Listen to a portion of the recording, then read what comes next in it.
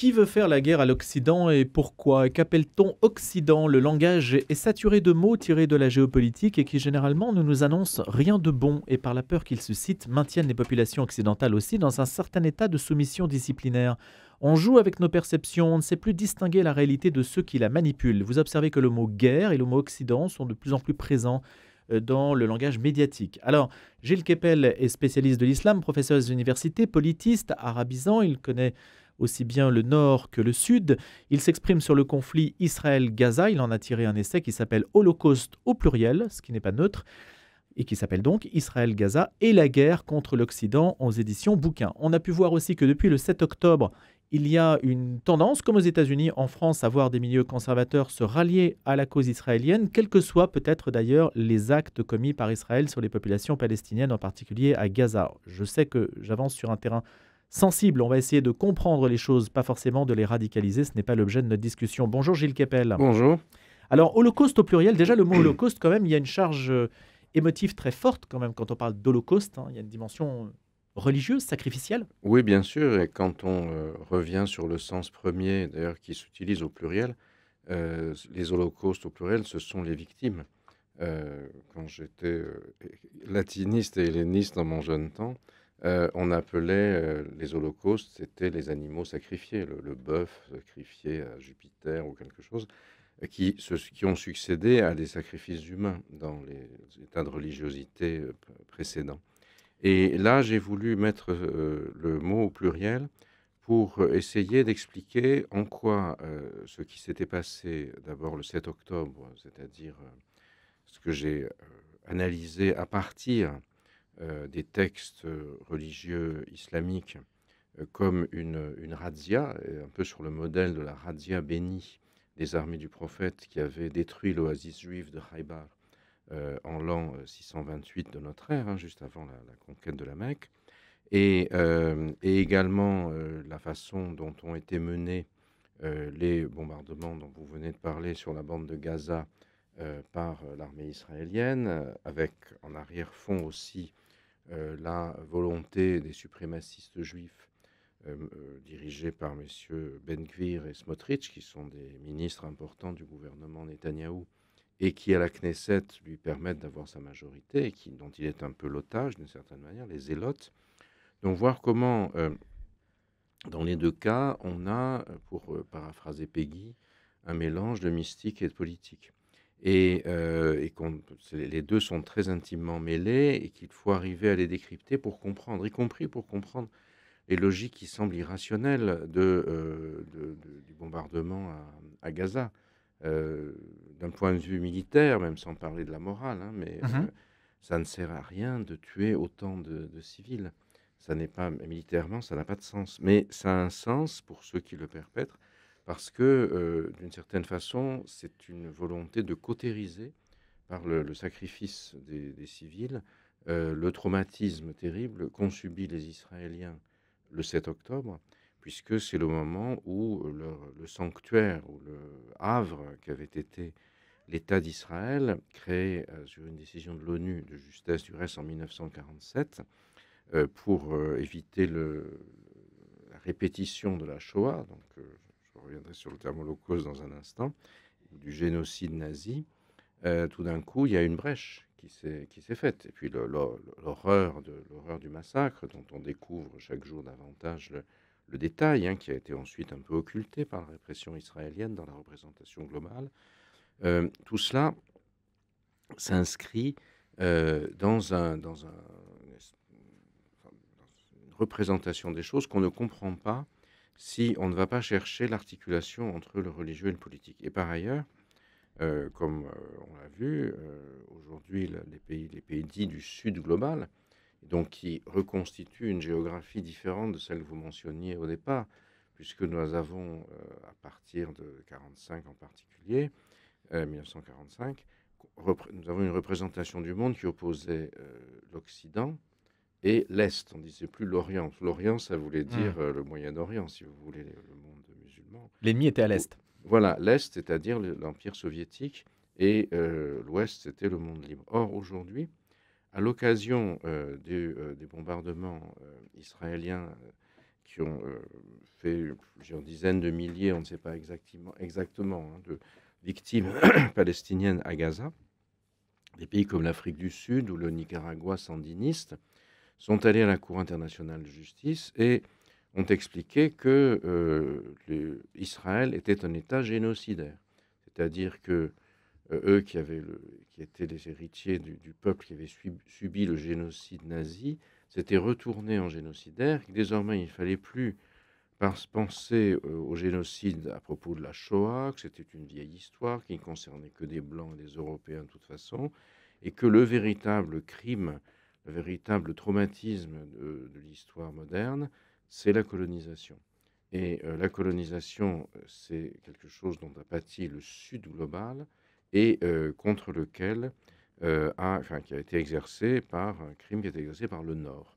Et Israël se retrouve être La tête de pont voilà, des tête États de du Nord. pont du Nord contre le Sud. Et oui, donc à partir de cette affaire dramatique qui commence le 7 octobre, en réalité, on arrive à une recomposition complète, une volonté de refonder l'ordre moral du monde sur d'autres bases. Alors évidemment, euh, ça s'appuie aussi sur un bouleversement de la démographie, hein, puisque les 10 pays de ce qu'on appelle les BRICS+, le Brésil, la Russie, l'Inde, la Chine et l'Afrique du Sud, plus les 5 qui viennent de s'y adjoindre, Égypte et Éthiopie, Arabie Saoudite, Iran et Émirats Arabes Unis, donc représentent, surtout pour les 5 premiers, une part considérable de la population mondiale, c'est plus de 46%, et beaucoup moins pour le G7 qui apparaît comme les méchants du Nord. Mais en même temps, ce sont des pays dans lesquels, globalement, la question de la démocratie se pose de manière un peu controuvée, puisque beaucoup d'entre eux sont illibéraux, comme on dit en anglais, ou sans liberté d'expression. Et puis, par ailleurs, une grande partie des populations du Sud désirent toujours aller vers le Nord, notamment à travers les flux d'immigration Elle clandestins, vote avec etc. ses pieds. Oui, c'est ça, elle quitte ces pays, alors le Nord est exécré, et du coup, ça crée cette situation qui, qu'on voit dans nos sociétés aujourd'hui, avec des clivages culturalo-religieux de plus en plus importants, notamment dans un pays comme la France où l'accueil des étrangers toujours été fondamental, et beaucoup d'entre nous, dont votre serviteur, sont d'origine étrangère, avec un parcours qui a été celui de la laïcité et de l'assimilation républicaine, d'une certaine manière, et où on voit justement une idéologie qui est désireuse de maintenir des clivages et davantage une mosaïque communautaire qu'une logique intégratrice, et sur lequel joue aujourd'hui du reste le système politique, puisque vous avez une montée annoncée pour les élections européennes des différentes composantes de l'extrême droite et de la droite extrême d'un côté, qui ont donc condamné à plus de 40%, et de l'autre côté, en face, Jean-Luc Mélenchon, qui fait d'une candidate d'origine palestinienne son principal joker pour traduire dans son électorat, si vous voulez, ses ambitions en termes de vote. Il y Donc a on a une, tout ça. il y a une importation, Gilles Kepel, en fait, de ce conflit israélo-palestinien dans la vie politique française. Aujourd'hui, c'est très clairement marqué, avec d'un côté, à droite, une solidarité avec l'État d'Israël et, j'allais dire, un soutien inconditionnel, et de l'autre, au contraire, une exécration inconditionnelle.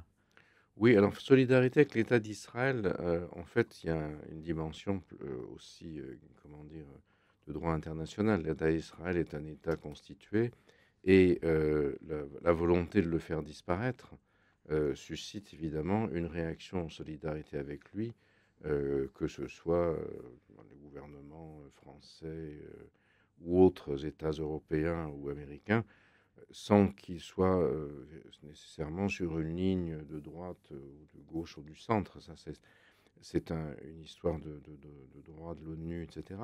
Mais par-delà ce fait, pardon, il y a effectivement une partie de la droite intellectuelle et politique qui va jusqu'aux États-Unis, notamment à l'évangélisme protestant américain, qui a été l'une des composantes primitives d'ailleurs de l'idée sioniste. parce que vous avez un sionisme chrétien, et notamment les évangélistes des États-Unis sont des soutiens inconditionnels, même peut-être des plus suprémacistes juifs, parce qu'ils considèrent que l'arrivée du Messie chrétien ne pourra se faire qu'à partir du moment où l'Israël biblique sera contrôlé entièrement par les Hébreux, si vous voulez. C'est un mouvement peu représenté en France. Oui, ici, pas très important, mais aux États-Unis, qui a eu de forts soutiens. L'ancien vice-président Mike Pence, par exemple, était Hmm. l'un des chantres de ce courant. Et ce qui est paradoxal, puisque en Israël même, les congrégations chrétiennes, les églises, etc., ont fort à faire pour maintenir leur emprise territoriale, puisque l'État juif souhaite contrôler le territoire et il y a des actions constantes d'expulsion, de rachat, etc. L'État d'Israël ne fait aucun cadeau particulier aux chrétiens, si ce Non, n'est aujourd'hui encore l'exonération d'impôts fonciers. Mais enfin, d'une manière générale, le fait que les religieux prennent la main de plus en plus en Israël n'est pas tellement favorable aux autres pour religieux, les oui, autres religions. c'est vrai, oui, et c'est marqué d'autant plus que un certain nombre de Palestiniens sont chrétiens. De moins en moins, du reste, parce qu'ils ont été pris entre l'enclume de l'islamisation radicale et le marteau du sionisme militant.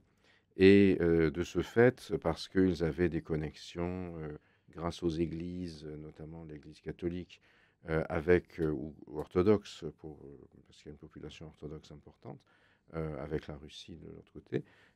Donc il y a eu une immigration massive.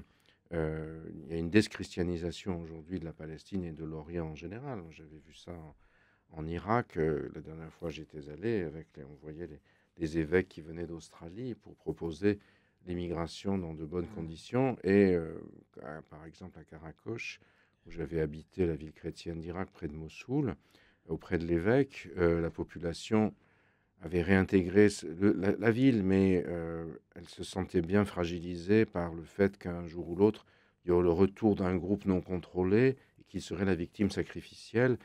Et quand vous avez ce choix existentiel devant vous et que vous pouvez aller en Australie, Le choix vous est vite fait, faites, oui, malgré tout. Et on ne revient pas. C'est rare que l'on revienne oui, quand on fait sa vie ailleurs. oui, très rarement, oui, bien sûr. Gilles Kepel, on a parlé tout à l'heure de l'ennemi qui était à l'Est. Je vais oser ce parallèle. À une certaine époque, quand l'ennemi numéro un était le communisme, beaucoup, parmi les intellectuels de droite en particulier, ou les milieux de droite, ont soutenu peut-être aveuglement le nazisme en espérant que les nazis combattraient les communistes. Est-ce qu'on n'a pas un petit peu le même effet aujourd'hui? C'est-à-dire l'ennemi numéro un étant l'islamisme, on est prêt à soutenir tous ceux qui combattent l'islamisme sans rien regarder des actes qu'ils commettent. Je pense à l'armée israélienne en particulier dans la bande de Gaza. Euh, Qu'en pensez-vous? oui, alors c'est présent effectivement dans un certain nombre de milieux, donc comme vous l'avez dit, aux États-Unis. En France et en Europe, il me semble que ce soutien est beaucoup plus mesuré. Et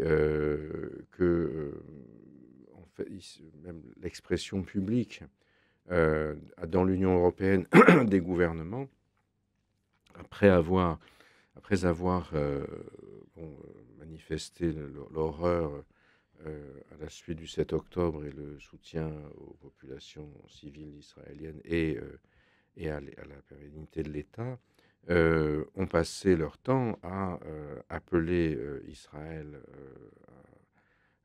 à modérer ses actions répressives et y compris à éviter l'escalade. Par exemple, Emmanuel Macron vient d'appeler à la suite de l'attaque israélienne sur le radar, semble-t-il, qui permettait qui était à côté du site nucléaire de Natanz et d'Isfahan, en Iran, de s'abstenir d'attaquer l'Iran. Vous voyez, donc il me semble que par rapport aux États-Unis, qui sont en campagne électorale et où M. Biden est sur une voie assez étroite entre le soutien à Israël qui lui est nécessaire pour continuer à obtenir les voix des Juifs américains qui globalement votent démocrate dans leur majorité, et d'autre part ne pas s'aliéner la population plus jeune et dites minoritaires, noires notamment, ou arabes, mais qui ne sont pas très importants aux États-Unis.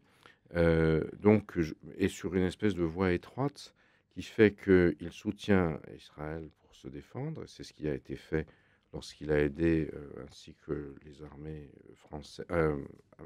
britanniques et dans une moindre mesure française, à lutter contre l'attaque de drones et de missiles que l'Iran a lancée il y a une dizaine de jours. Et en même temps, en disant attention, pas de rétorsion, pas d'escalade, pas d'embrasement. Donc discours plus modéré côté européen. Oui, Savez-vous, Gilles Kepel, si par référence à la plainte déposée par l'Afrique du Sud devant la Cour internationale de justice concernant donc le fait colonial en Palestine, il y a une communauté juive importante à Johannesburg, en Afrique du Sud. Est-ce que vous savez s'il y a des juifs qui sont impliqués dans la plainte qui a été déposée contre Israël? ça je ne sais pas, non, enfin je n'ai rien remarqué, de tel. Bon, il y a, des mouvements, juifs antisionistes, hein, ils manifestent régulièrement en France, je ne sais plus comment ils s'appellent, les Juifs pour la paix ou quelque chose comme ça. Mais je ne sache pas, enfin je n'ai pas, en tout cas, je n'ai pas remarqué dans les plaintes qu'il y avait des mouvements juifs sud-africains qui enfin, moi que je ne les ai pas remarqués, mais je ne les ai pas vus. Cette plainte fait date un peu dans l'histoire. Est-ce que ça marque un tournant, comme vous le disiez tout à l'heure, le fait qu'on change d'ordre moral du monde? Oui, c'est bien sûr très important. La question, c'est de savoir quelle sera la capacité de l'exprimer. Mais ce qui est très frappant, et il m'est arrivé de dire que, à mon avis, le 7 octobre est plus important que le 11 septembre. Puisque après le 11 septembre, le quotidien Le Monde, pour ne pas le citer, avait titré «Nous sommes tous américains».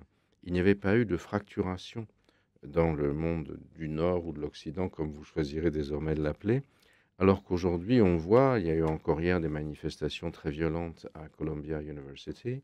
Harvard a vu sa présidente démissionner parce qu'elle n'a pas été capable de répondre au Congrès pour savoir si elle soutenait ou non la liberté des étudiants juifs à travailler. Enfin, c'était plus la formulation exacte en tête.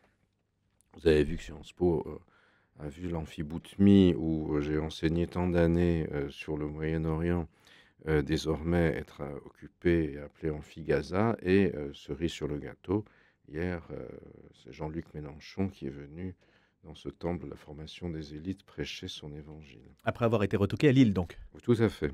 Qu'est-ce que vous pensez de ça, justement, de ce phénomène LFI auprès du monde estudiantin, notamment? Bon, toutes les opinions, à partir du moment où elles n'enfreignent pas les lois, sont licites. Ce qui me frappe toutefois, c'est que justement, la politisation et l'idéologisation dans les campus a atteint un point hallucinant. Ça me rappelle un peu ma jeunesse gauchiste, où moi-même je participais à ce type de mouvement dans les années 1970, et dont je suis revenu depuis lors, bien sûr, et qui, au fond, considérait que l'idéologie était au poste de commande et que la connaissance était secondaire. Or, depuis lors, j'ai construit, en une quarantaine d'années, une carrière dans laquelle il m'a semblé important d'analyser, de mettre en perspective, de construire une sorte de récit, si vous voulez. Mais aujourd'hui, la construction de ce qu'on appelle un grand récit est perçue comme abominable par tout ce qui se ressort du mouvement woke, du mouvement décolonial, etc. Car à partir du moment où ce récit est produit par un être de sexe masculin et dont la peau est claire, De plus de 50 ans. de plus de 50 ans, merci de me rappeler que je ne suis plus un perdant de l'année. Tout ça, évidemment, est a priori considéré comme jetable. Et c'est un phénomène qui est quand même extrêmement frappant, parce que il me semble, moi, quand j'enseignais à Sciences Po ou à l'école normale ou ailleurs, je n'étais pas en train de vouloir endoctriner mes étudiants. J'ai jamais essayé de créer une ligne ou une école. Chacun pensait ce qu'il voulait. C'était un peu comme chez Platon, nul n'entre ici chez les géomètres. Il fallait avoir appris les langues, il fallait avoir fait du terrain et avoir des connaissances en sciences sociales. Et La après, connaissance doit précéder toute oui, prise de position enfin, on peut prendre position affichée, en sans tout être cas. savant, c'est pas le Hmm. problème. Mais dans notre domaine, c'était très Hmm. important. Or, je vois qu'aujourd'hui, l'idéologie s'effectue, l'idéologisation au détriment du savoir. Les études arabes en France se sont à peu près effondrées. Et C'est très paradoxal quand même. oui, pour Au des, Collège bah, de France, la chaire a été supprimée d'ailleurs, je crois. je ne sais pas si c'est au collège, non, enfin, toujours quelqu'un, il me semble, mais Non? l'école normale supérieure, en tout cas, oui, D'accord. c'est Hmm. remplacé par ce que j'ai enseigné, c'est remplacé par des études sur le Sud global. Donc, qui est de l'exaltation d'un concept qui est un construit intellectuel qui me semble au moins mériter d'être interrogé et non pas. Une dernière question, Oui. Gilles Kepel, je me permets de la poser avant de conclure cette émission. Il ne reste malheureusement qu'une minute. Vous avez fait votre carrière sur la compréhension de l'islam et on sait tout ça. Ça veut dire que sur le christianisme et sur la France, il n'y a plus rien à dire? Bah, si, sans doute, mais ça n'est pas ma spécialité. Hmm. Enfin, je me suis intéressé à cette comparaison dans un livre assez ancien qui s'appelait La revanche de Dieu et où j'avais essayé justement que j'avais intitulé en sous-titre Chrétiens, juifs et musulmans à la reconquête du monde et qui montrait comment dans les années, juste en 1980, il y avait une politisation du religieux, focalisation que ce soit à travers ces mouvements que vous avez mentionnés en Israël, bien sûr le mouvement islamiste sont les plus visibles, et également au moment où Jean-Paul II était parvenu au pontificat, avec le relais ici de Monseigneur Lustiger, avec qui j'avais du reste eu une polémique à propos de mon livre. Il m'accusait de passer à la limite. Ce que vous dites sur les juifs et les musulmans, c'est très bien, mais pour les chrétiens, pas du tout. Alors, il ne s'agissait pas de comparer pour Hmm. comparer, mais de montrer qu'il y avait des trends, etc. Et à l'intérieur de l'Église catholique, je crois il y a aussi des représentations qui ne sont pas toutes identiques de ce que doit être le témoignage du chrétien, sa place dans la société, etc. Moi, j'y suis très intéressé. Je vais souvent faire des conférences, une conférence chez les dominicains de Nice récemment, qui étaient tout à fait passionnantes, comme je vais dans les mosquées quand on m'y invite, ou dans les synagogues et chez les juifs. Merci beaucoup, donc, Gilles Kepel, d'être venu chez nous et de nous en parler. Autour de l'Holocauste, Israël-Gaza, la guerre contre l'Occident, votre dernier essai chez Plomb. Je vous souhaite une bonne journée et à bientôt sur notre antenne.